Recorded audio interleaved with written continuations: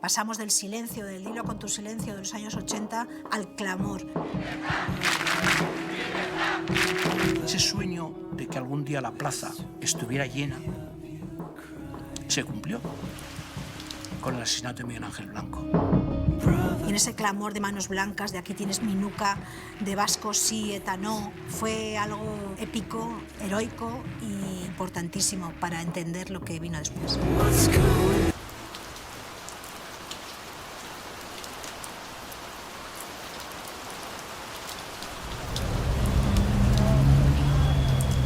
La mayoría de la sociedad vasca permaneció impasible, en silencio, mirando por otra parte. En las ciudades vascas, en los pueblos vascos, se hablaba poco, se hablaba en silencio. No se hablaba de política excepto entre amigos o con conocidos muy próximos. Nadie se atrevía, por así decirlo, a levantar demasiado la voz, porque había que vivirlo aquí también. Bien por miedo, bien por indiferencia, bien por interés, bien por lo que sea. Había una situación política complicadísima, había mucha prevención, había mucha desorientación y la gente pues, desarrollaba mecanismos de defensa y de adaptación. En altavoz no quiero. No, que no es altavoz, solo lo digo yo, no se preocupe. No. Es Mira, usted con su presencia aquí... En privado te diría muchas cosas. Sobre todo lo que yo echaba mucho en falta era el que nos sintiéramos todos libres y cada uno pudiera expresar lo que quería, ¿no? Y había que protestar. Mucha gente lo hacía en silencio en sus casas, incluso a la hora de votar, y otros, sin embargo, pues tenían ese miedo de expresarlo públicamente, ¿no? En la fábrica, en la universidad, donde uno trabajaba era donde se notaba más porque estaban quienes querían imponer esa visión de una patria en la que solo hubiera vascos, con 7 apellidos vascos, 8 apellidos vascos o asimilados, renunciando incluso al lugar donde nacieron ellos o sus padres, ¿no? Había una grandísima justificación del terrorismo, especialmente de ETA y grupos afines en la sociedad vasca. Era una sociedad absolutamente atemorizada, amedrentada, y el miedo es un arma estupenda para tener callada a la gente. Aterrorizar a la sociedad es fantástico. Así está todo el mundo callado y tú puedes hacer lo que te dé la gana, entre comillas. Hay una estadística que se ha hecho hace unos cuantos años que dice que el 70% de los ciudadanos vascos jamás se movilizó contra ETA. Yo le veo bastante delicado, son temas muy serios que, en fin, que no compartimos el 99% de las personas, pero vamos, que hay mucho respeto y bastante miedo metido en el cuerpo. En aquella época también había en la propia prensa, en los medios de comunicación, como una división, ¿no? Había quienes de alguna manera criticaban, denunciaban y otros que justificaban. Llodio es un pueblo tamaño medio dentro de lo que puede ser el País Vasco. Era un pueblo marcado probablemente por una presencia importante de la izquierda abertzale y por lo tanto una presencia importante de los movimientos políticos que apoyaban o que legitimaban o que justificaban la violencia de ETA en este caso. He tenido miedo porque he tenido conciencia de que me podían matar. En un par de ocasiones acudí a la Ertzaintza que me leyeran los últimos detalles de la ficha que tenía en ETA. Tenía que superar la presión del día a día, pero me parecía que estaba mucho más cómodo diciendo lo que pensaba que callándomelo, ¿no? Yo he tenido vecinos que se quejaban de que hubiera inhibidores, que yo tuviera inhibidores y que no podían abrir la puerta del garaje. Pero yo tengo un inhibidor porque si hay una bomba, nos libramos todos. Dice, bueno, si hay una bomba, será para ti. A mí, déjame que abra la puerta del garaje con mi mando, que me tienes ya hasta las narices. No sería acertado afirmar que la sociedad vasca en aquel momento estaba reaccionando de una forma mayoritaria en la movilización contra la violencia. Probablemente si hubiera sido así, a lo mejor hubiéramos acortado un poquito más el tiempo que tuvimos de violencia. Todas las mañanas te levantabas con un atentado, con un coche bomba, con un secuestro.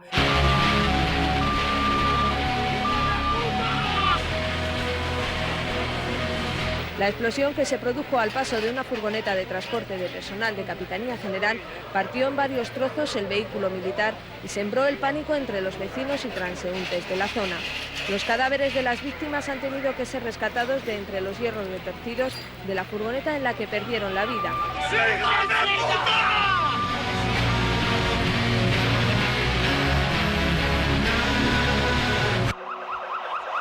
Era una vida como una chica joven que quería ser periodista. Tenía la aspiración, sobre todo, o el deseo de ser reportera de guerra y irme muy lejos, porque es verdad que la situación me cansaba un poco. Cuando entrabas en la emisora, el hacer esa ronda de llamadas para saber si había pasado algo. Cuando pasaba, que por desgracia era muy frecuente, pues salir pitando y cumplir con lo que la información te exigía. En 1980 asesinan al jefe de mi padre, Juan Manuel García Cordero, y ya toda la perspectiva de mi vida, de mis circunstancias, empieza a cambiar. Mi padre era una persona que vivía con 2 escoltas en su cotidianidad, por representar, ¿no?, a los intereses de una empresa española en el País Vasco. Ese otro día, Dios mío, y venga, y sabías cuando entrabas a trabajar, nunca cuando salías.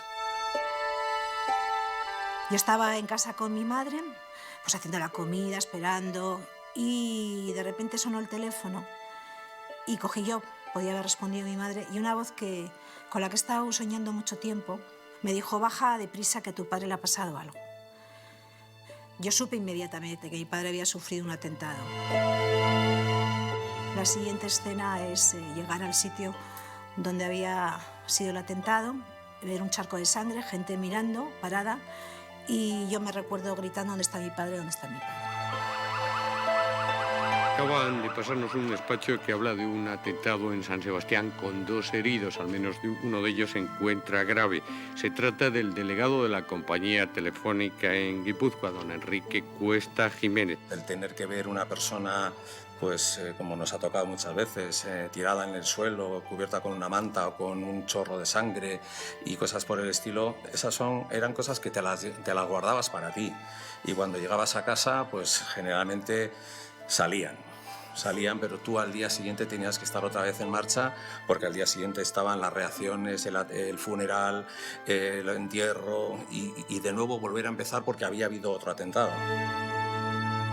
En el funeral fue mucha gente, muchos telegramas, pero luego llega un momento en el que, ante semejante shock, ¿cómo podían decir que habían asesinado a mi padre por el bien del País Vasco cuando mi padre se sentía vasco, había llegado de Logroño con 20 años, mi madre era vasca, yo era vasca? Yo decía: es que me están diciendo que han matado a mi familiar por liberarme de algo. Mi vida cambió absolutamente porque tuve que asumir la responsabilidad de sacar adelante a mi familia. Mi hermana tenía 14 años, mi madre cayó en una depresión de la que yo creo que jamás se recuperó del todo, y yo era la fuerte en ese momento. Y entonces dejé mis estudios de periodismo, decidí volver a casa, y mi objetivo fundamental era encontrar cierta paz y cierta estabilidad en el seno de mi familia. No podemos obviar que en esos tiempos las víctimas éramos apestadas. Se nos culpabilizaba de lo que nos habían provocado los terroristas. Había cosas injustificables, como que ante una persona que había fallecido pues impidiese celebrar un funeral en determinados templos, aduciendo que no pertenecía a esta parroquia, no sé qué, no sé cuántos, y sin embargo no hubiese problemas para cualquier otra celebración de otro signo, ¿no? Los funerales de mi padre durante 10 años se realizaron en una capilla clandestina de la parroquia de Santa María en San Sebastián, porque el cura, al que recuerdo con muchísimo cariño, se arriesgaba a hacer un funeral muy íntimo en el que se nombraba a mi padre y sencillamente se decía la verdad. Quiero destacar pues, el daño moral que causó el obispo Setién cuando no encontramos la más mínima compasión, ¿no? De ese reconocimiento de los derechos de las personas, sean las víctimas del terrorismo, sean los presos también. ¿Por qué? Pues porque eso propiamente no es materia de negociación. Yo creo que formaba parte de esa equidistancia que intentó mantener esa parte de la Iglesia. El hecho de que en este momento el País Vasco sea una de las comunidades autónomas donde menos creyentes y practicantes hay, se debe a que durante esos años no se cultivó la fe, sino que se practicó la política desde muchas iglesias.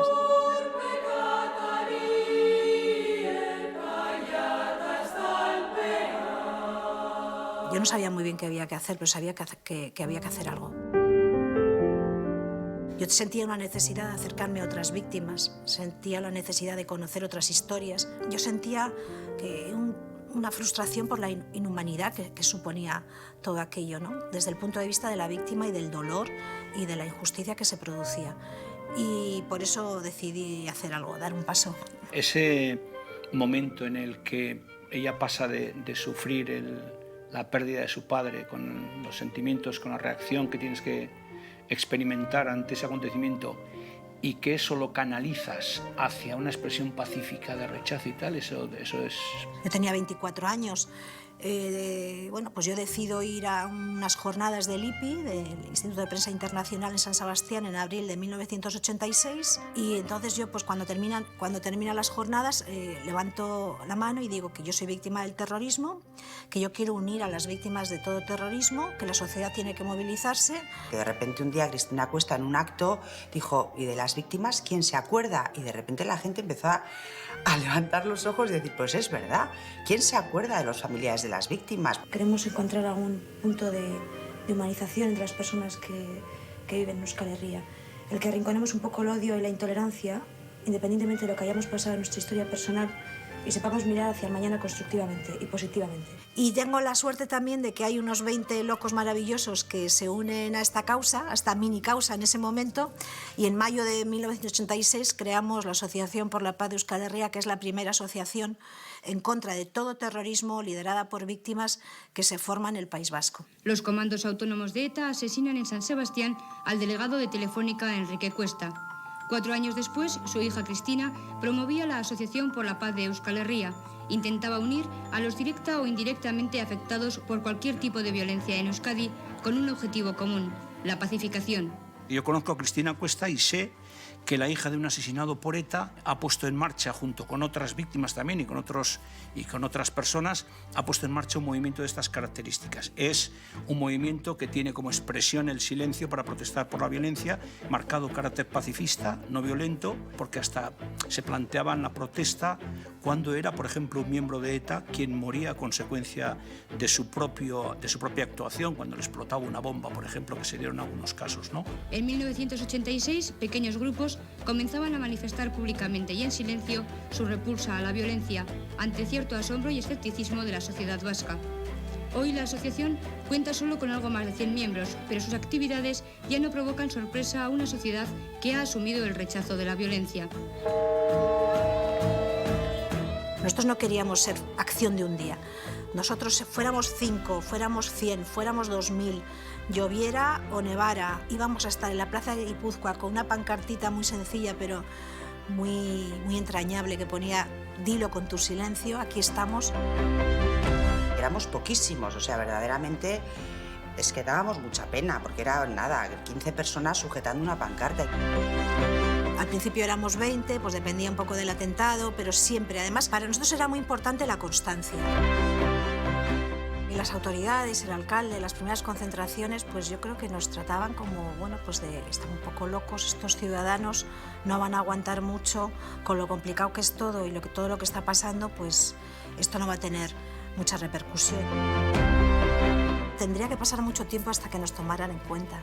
Será posible vislumbrar nuevos derroteros por los que la sociedad avanzará. Apostamos por un proyecto de paz integrador.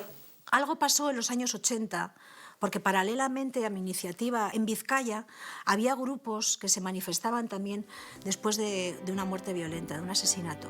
A lo largo de la mañana se han realizado en Bilbao concentraciones silenciosas en protesta por este nuevo atentado, convocadas por la Coordinadora Gesto por la Paz y la Asociación por la Paz de Euskal Herria. Para esta tarde están previstas más de 40 concentraciones similares a esta en distintas localidades del País Vasco. Yo es en el año 1988, cuando me incorporo a Gesto por la Paz. Yo trabajaba y colaboraba con el movimiento de objeción de conciencia, con el movimiento antimilitarista en general.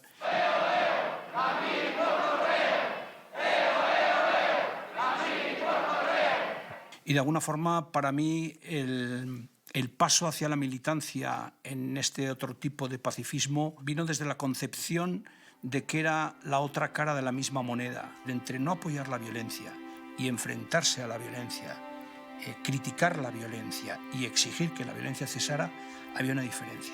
Nosotros éramos una pequeña minoría también, los que nos movilizábamos. Se han concentrado hace algo más de una hora en una plaza céntrica de la capital vizcaína para mostrar su rechazo a la violencia. Los concentrados han permanecido en silencio y portaban una pancarta en la que figuraba el lema «¿Por qué no la paz?». De la misma manera que Gandhi peleó por la independencia de la India, lo hizo a través de métodos no violentos. De alguna forma veníamos a decir, quien quiera defender cualquier idea política, también la independencia en Euskadi, tiene un camino que es este y no puede ser el otro, el de la violación de derechos humanos que suponía el asesinato, la extorsión, etc. Era un planteamiento básicamente ético, fundamental, indispensable en esos tiempos, ¿no? Nuestra primera reivindicación era el derecho a la vida, el derecho al respeto de la dignidad humana. Un objetivo principal es la reconciliación. ¿Cómo entendemos la reconciliación? Para nosotros es una gran palabra que hay que encarnar y vivirla desde dentro.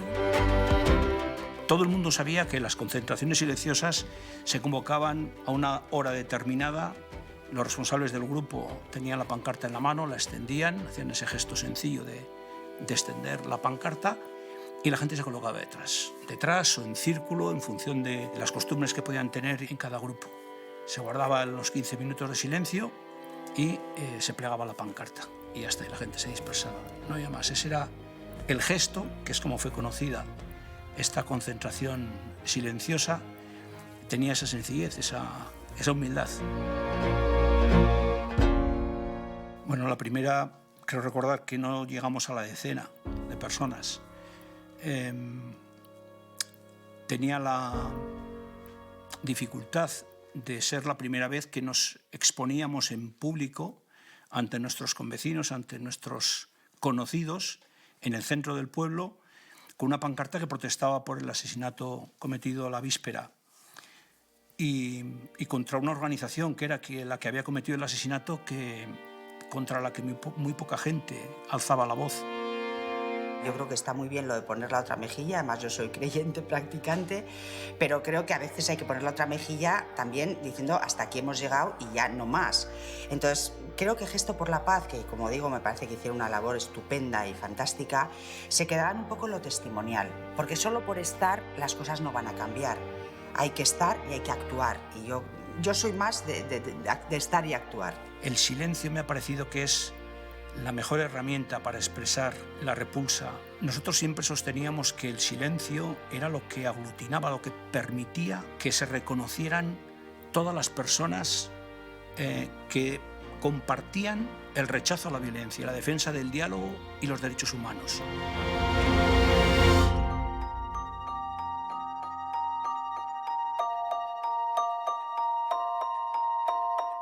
La década de los 90 hay muchos cambios, el movimiento pacifista va creciendo, el hartazgo social contra el terrorismo también. Hay acontecimientos muy dramáticos que movilizan a la sociedad y quiero recordar que por parte del mundo de ETA se plasma lo que ellos llamaron la socialización del sufrimiento.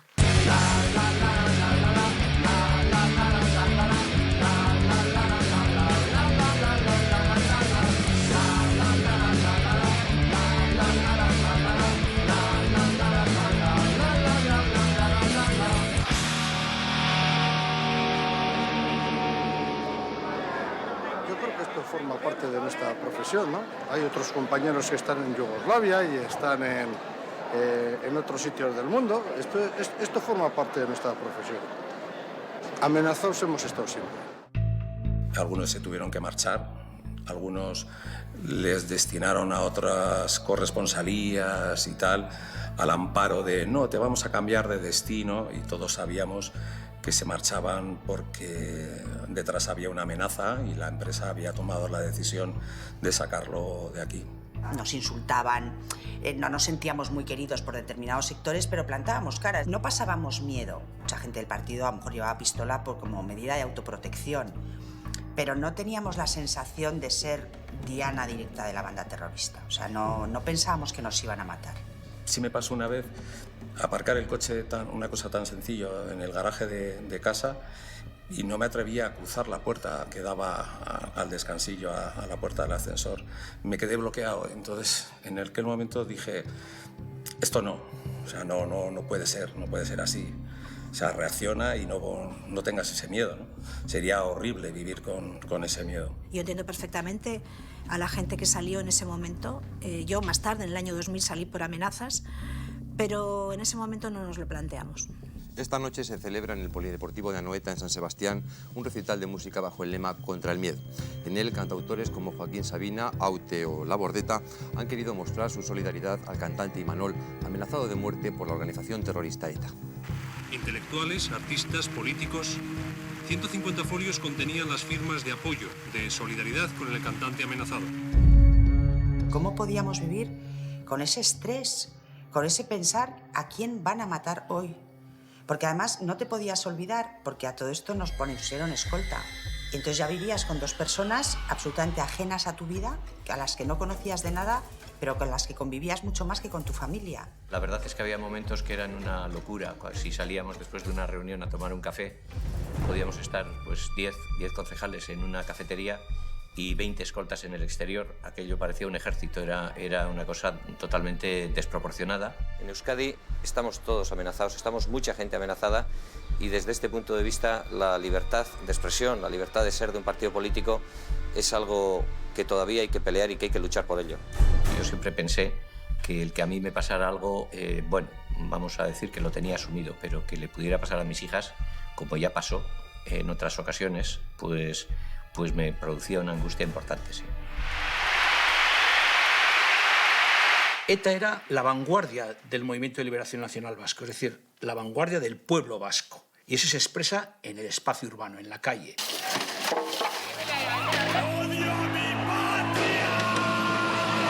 Son una tribu con identidad exclusiva en el País Vasco. Tienen entre 15 y 29 años. De incidentes callejeros, zonas en las que era peligroso acudir, autobuses quemados, ataques a vehículos franceses.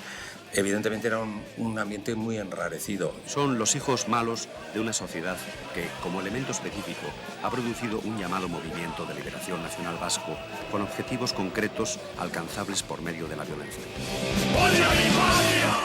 Este tipo de violencia que hemos visto en las imágenes es una violencia organizada y es una violencia que tiene una finalidad clara, que es la de quebrar o al menos poner en cuestión normas elementales de convivencia. Nosotros durante muchísimos años, los que hubo secuestros a mediados de los 90, estuvimos en las calles reivindicando que había personas secuestradas. Y entonces esto fue una provocación para el mundo de la violencia y entonces pasaron al ataque social. Al ataque social que se produjo pues, porque nos tiraban piedras, nos tiraban huevos, nos insultaban. Fue una etapa durísima, durísima, que se determina en las contraconcentraciones.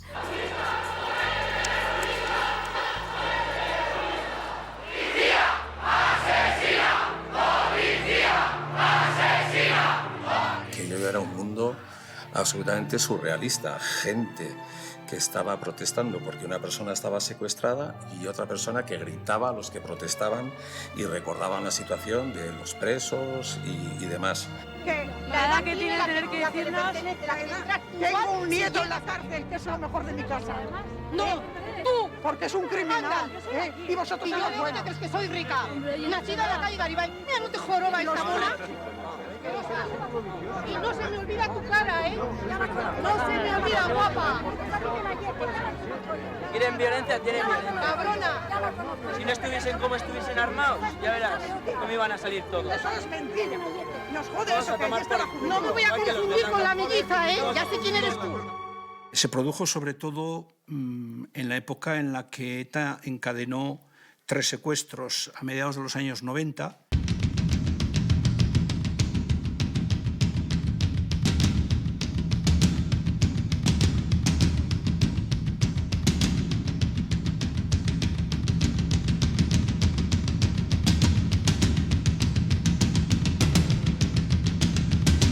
La de esta mañana, junto a la Catedral del Buen Pastor en San Sebastián, ha sido una más de las muchas iniciativas de solidaridad y apoyo con los secuestrados por ETA y con sus familias.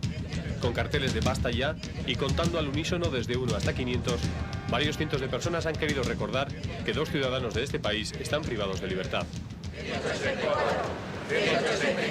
Hay una concatenación de secuestros y la campaña de Lazo Azul, promovida por Gesto por la Paz, que pone en evidencia la necesidad de la derrota de un terrorismo que está asfixiando a gran parte de la sociedad.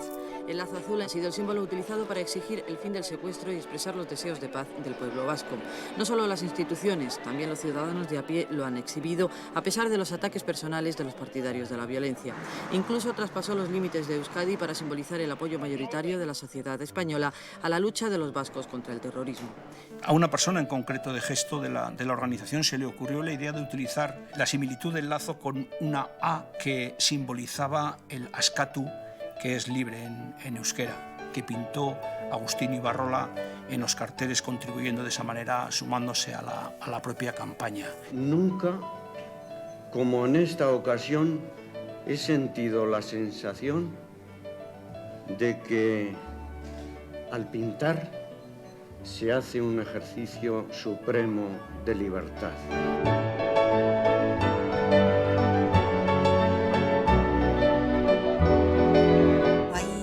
Riesgo o un miedo por parte del mundo de ETA, de la propia ETA, de esa incapacidad de controlar a la sociedad.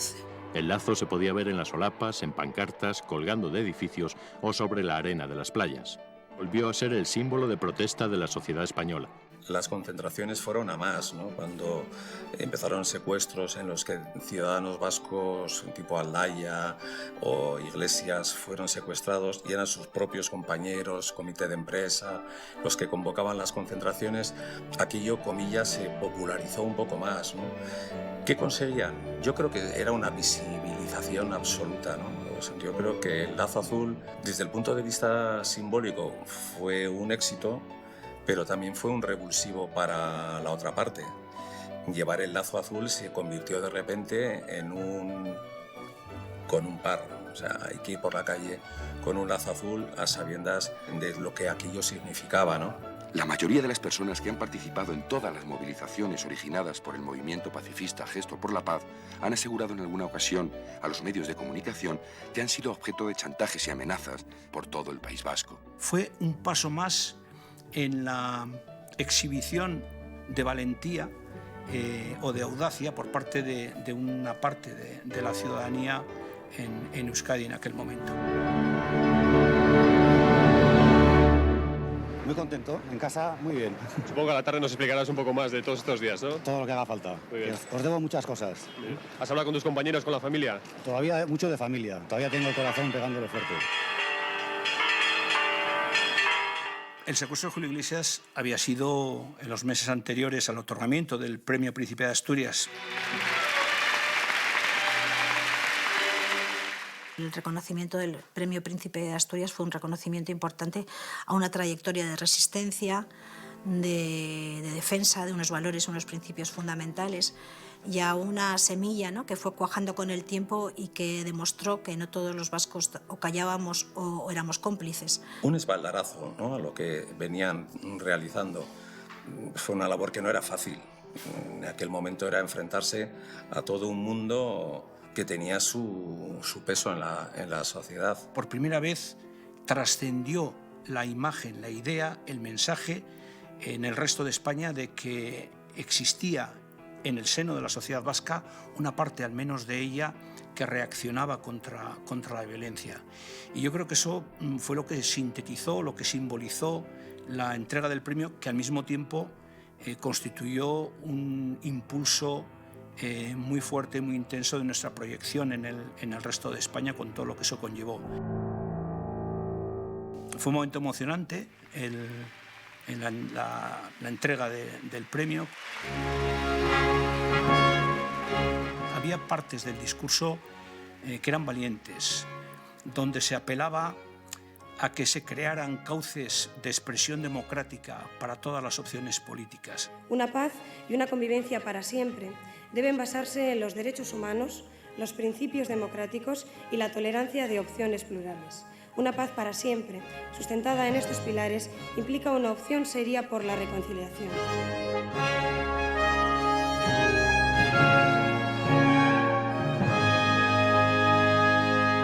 A partir, yo creo, del asesinato de Gregorio Ordóñez en 1995, el movimiento pacifista evoluciona hacia un movimiento por la libertad.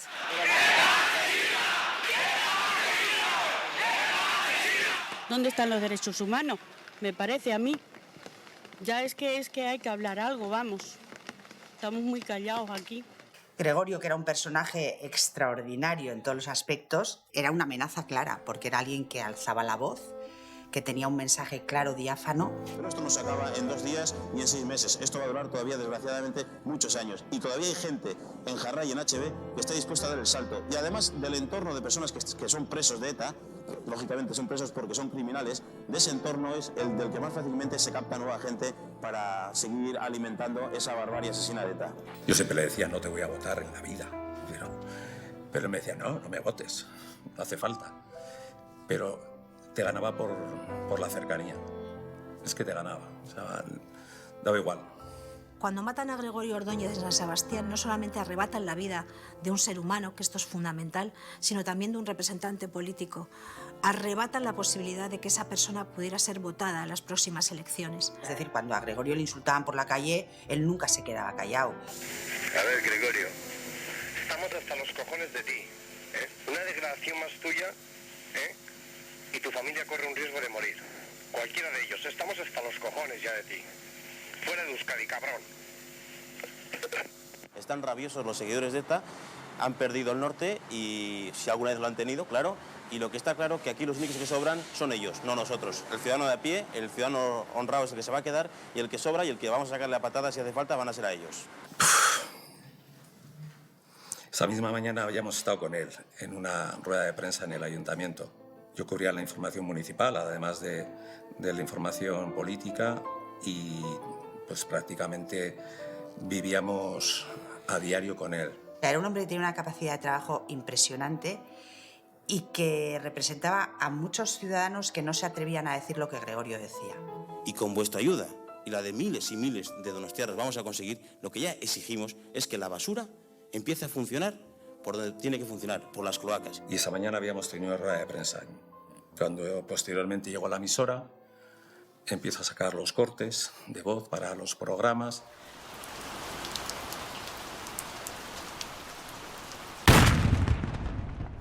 Y me viene una persona y me dice, han asesinado a Gregorio.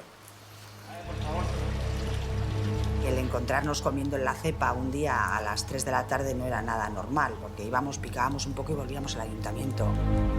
Entró un terrorista y le descerrajó un tiro en la nuca, porque es que ni siquiera nos sentábamos mirando a la puerta. Salí corriendo detrás. Pero salí corriendo detrás no por nada sino porque me pareció en esos nanosegundos tan indignante que alguien se atreva a disponer de la vida de otro, que dije, yo a este le tengo que agarrar por la solapa y decirle, pues ¿tú quién te has creído que eres? Yo me quedé congelado, porque había estado con él a la mañana. Digo, ¿cómo que han asesinado a Gregorio? De la vida de los demás dispone Dios y punto. O sea, tú no puedes matar a nadie, esto no se hace. Entonces salí corriendo detrás porque fue un instinto, o sea, tampoco lo pensé. Y la cepa tiene un pequeño escalón y al llegar a ese escalón él se cayó. Porque como no, estaba lloviendo en San Sebastián, había sirimiri. Y entonces cuando él se cayó al suelo yo reaccioné y pensé, bueno, tampoco, ¿a dónde voy? Porque claro, si mata a uno, a mí también me puede matar. Y lo vivimos intensamente por eso, porque luego hubo que cubrir pues, la llegada del féretro al ayuntamiento, la capilla ardiente en el salón de plenos del ayuntamiento, la salida del féretro al cementerio, los funerales. O sea, fueron días absolutamente intensos.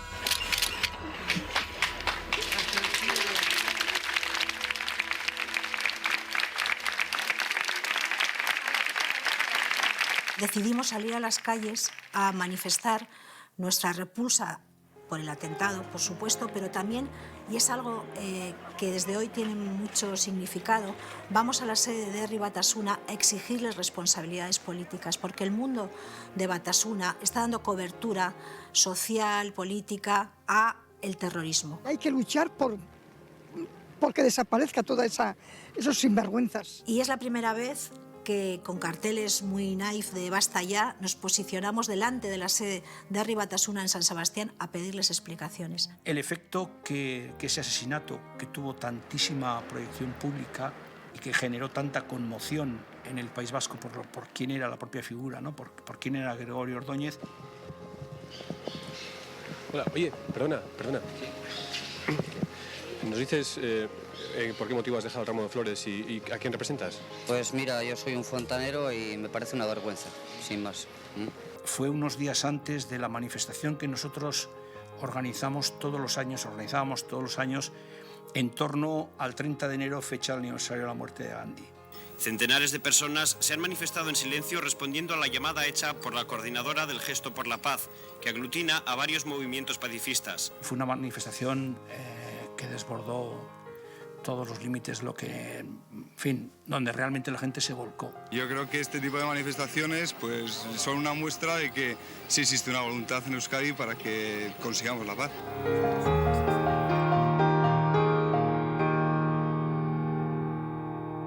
Yo viví las prisiones nazis, vi a un preso recién salido de Mauthausen o alguna cosa así. Aquello era absolutamente doloroso, insoportable ver a una persona maltratada de esa forma, ¿no? Me pareció horrible y indignante y, en fin, un ejemplo de la barbaridad de ETA, ¿no? De las barbaridades que cometía contra las personas.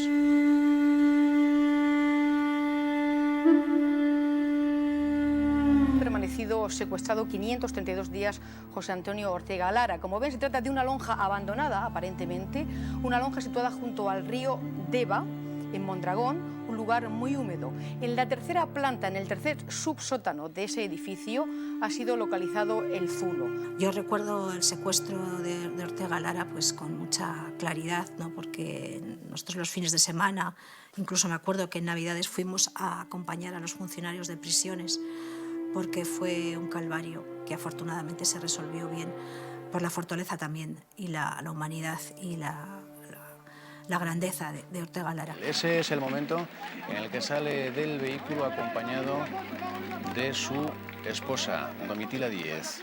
Ortega Lara viste una sudadera roja, como comprueban, lleva barba abundante y en su rostro quedan huellas del sufrimiento vivido durante su cautiverio, 532 días.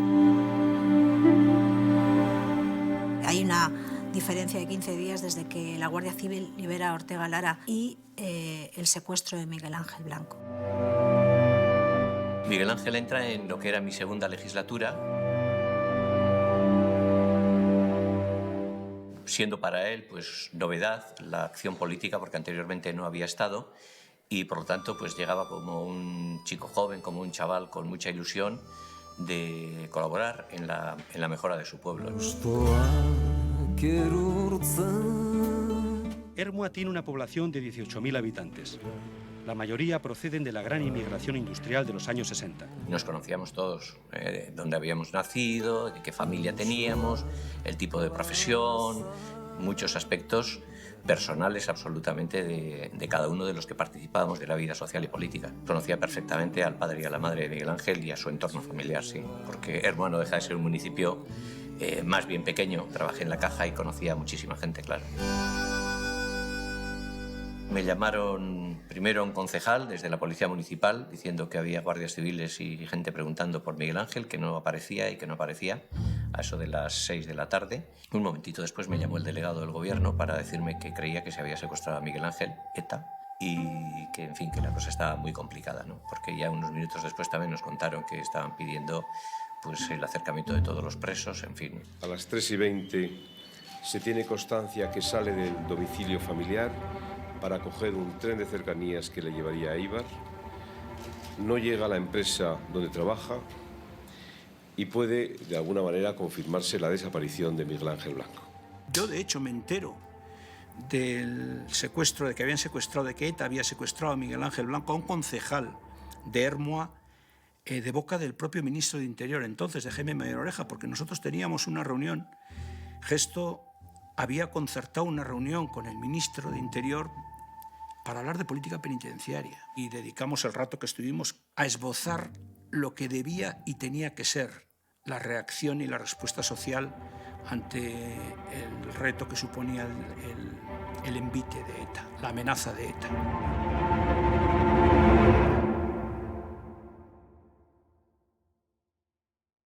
Llegamos y estuvimos allí pues prácticamente 48 horas.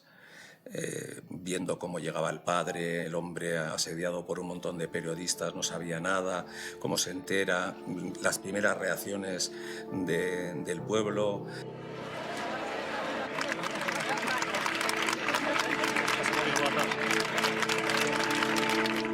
Todas las peticiones para que no se llevase a efecto la amenaza que había puesto sobre la mesa ETA, las manifestaciones que hubo en Bilbao.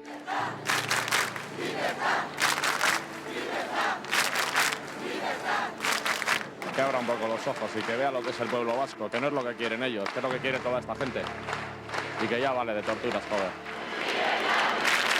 Tenía que haber necesariamente una muestra, una gran demostración popular en el País Vasco que dejara bien claro a ETA que no estábamos dispuestos a aceptar ese chantaje y que exigíamos esa libertad. Quisiera que fuese la última vez que tuviésemos que salir a la calle y que los vascos somos honrados y trabajadores y que no son vascos los que tienen a ese hombre. Creímos en esa reflexión que hicimos literalmente en un cuarto de hora que la apuesta tenía que ser a tope, que no nos íbamos a callar, que no nos iban a callar y que íbamos a pedir la liberación de Miguel Ángel a gritos, llamándoles asesinos, movilizando a la sociedad y, por lo tanto, librando un pulso contra ETA en el que nosotros también tuvimos conciencia de que era difícil la liberación de Miguel Ángel, pero lo que iba a ser imposible para ETA en esta ocasión era callarnos. Estés donde estés, queremos que sepas que estamos contigo, que todos te apoyamos y te esperamos.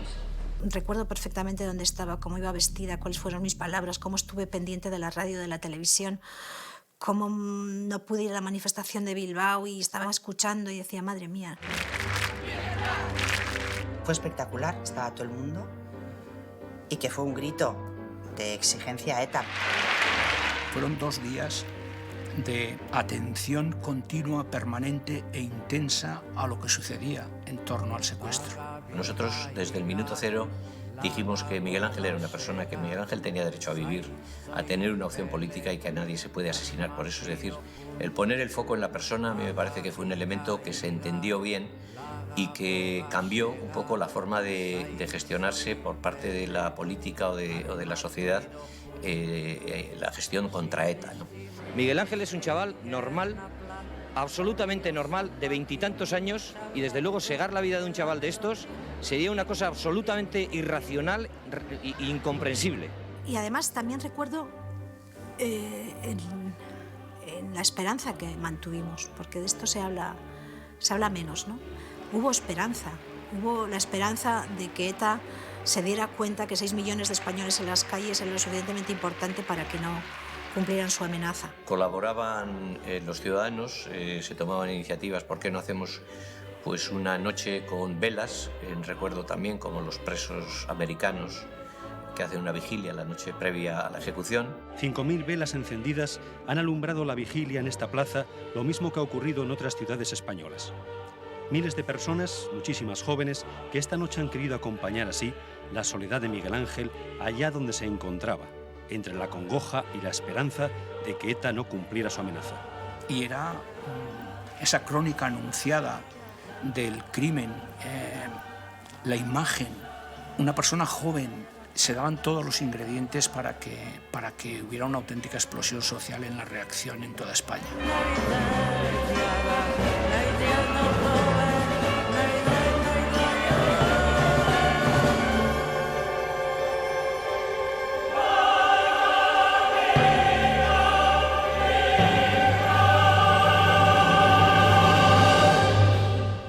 Y a las 4 de la tarde estar oyendo la radio y que le habían matado. Entonces, aquello fue...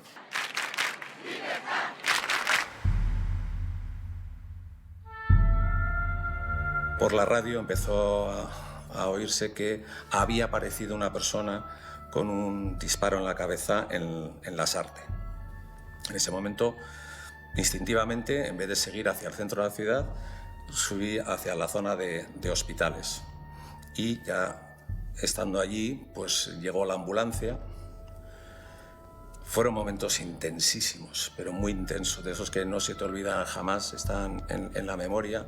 Era abrirse las puertas, salir la camilla, una persona entubada con una manta, un movimiento de estos que hace la camilla, se le ve la cara, que estaba absolutamente más fallecido que vivo, el agujero en la nuca, de la cual le salía algo de sangre. Yo no conocía a Miguel Ángel Blanco, pero me parecía que, hombre, que un concejal de 27 años de un pueblo de Ermua, secuestrado 48 horas y asesinado de rodillas con un tiro en la nuca. ¡Bah! Yo recuerdo sentir la indignación, que no es algo que haya sentido con frecuencia. Pero aquel día sí la sentí y fui consciente de que era una reacción lógica, humanamente comprensible.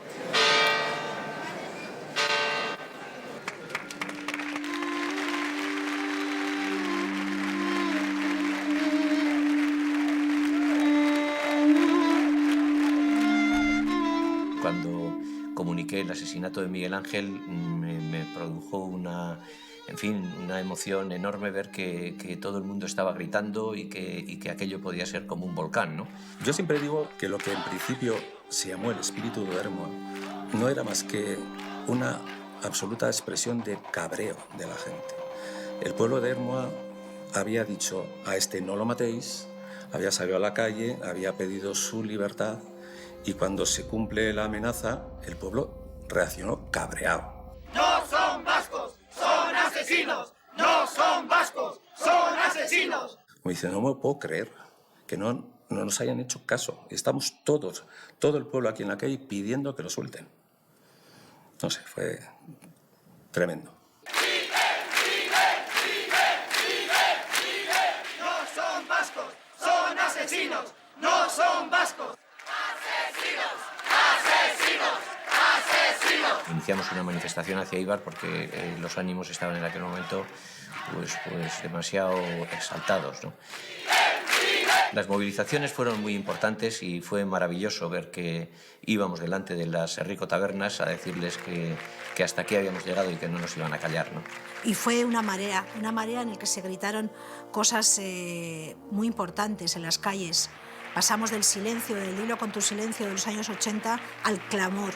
Y en ese clamor de manos blancas, de aquí tienes mi nuca, de vasco sí, ETA no. ¡ETA, dispara! ¡Aquí tienes mi nuca! ¡ETA, dispara! ¡Aquí tienes mi nuca! Fue algo épico, heroico y yo creo que importantísimo para entender lo que vino después.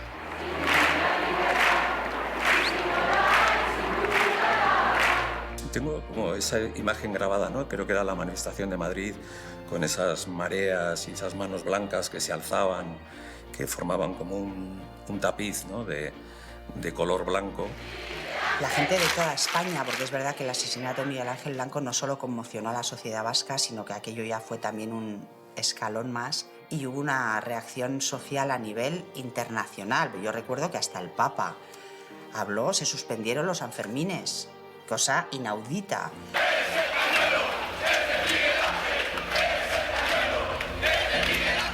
Yo creo que el Estado de Derecho y la democracia se fortaleció de forma notable. Teníamos mucha más legitimidad que los asesinos de ETA y así se trasladó también a nivel internacional, ¿no? L'intero paese ha partecipato in maniera corale ai funerali di Miguel Ángel Blanco, il consigliere comunale giustiziato dai terroristi baschi. Había muchos ciudadanos, incluidos europeos, que creían que aquí pues la patria vasca y la independencia y el movimiento de ETA tenía algún tipo de legitimidad. Estaban equivocadísimos. Aquí había terrorismo, había un intento de callarnos la boca a quienes no fuéramos nacionalistas y todo eso se entendió mucho mejor. Había un problema de libertad. La reacción posterior al asesinato de Miguel Ángel Blanco solo se explica si se tienen en cuenta los antecedentes de las movilizaciones en Euskadi. La campaña de sensibilización de la sociedad vasca germina y va poco a poco progresando y va madurando.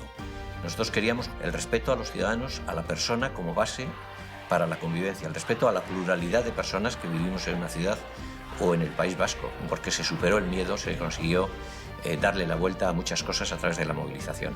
Mirar a Miguel Ángel Blanco es mirar la cara de una persona inocente, ingenua, que nos interpela, nos dice ¿por qué a mí? Qué injusto esto que me han hecho. Se ha convertido en un símbolo.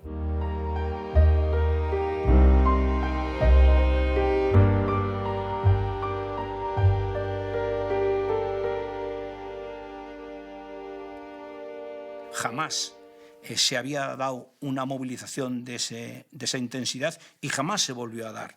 Esa es la realidad. Ese sueño de tantos minutos de silencio acumulado mientras estábamos con la pancarta en la plaza y veíamos pasar a la gente que miraba indiferente y seguía, y nosotros estábamos ahí 20, 30, 70, un día de mucha gente, y decías, ¿por qué no habrá más gente aquí, no? ¿Por qué no estará todo el mundo aquí detrás? Realmente hay tanto miedo, realmente hay tanta indiferencia, y ese sueño de que algún día la plaza estuviera llena se cumplió. Lamentablemente, pero se cumplió con el asesinato de Miguel Ángel Blanco. La plaza se llenó y no volvió a llenarse.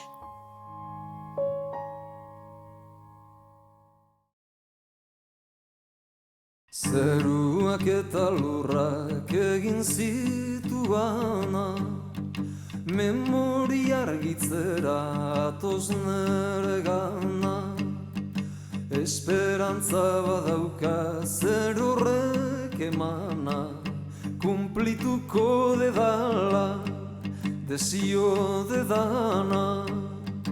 Amoriozko pena bertso berrietan, publika banitza Euskal Herrietan.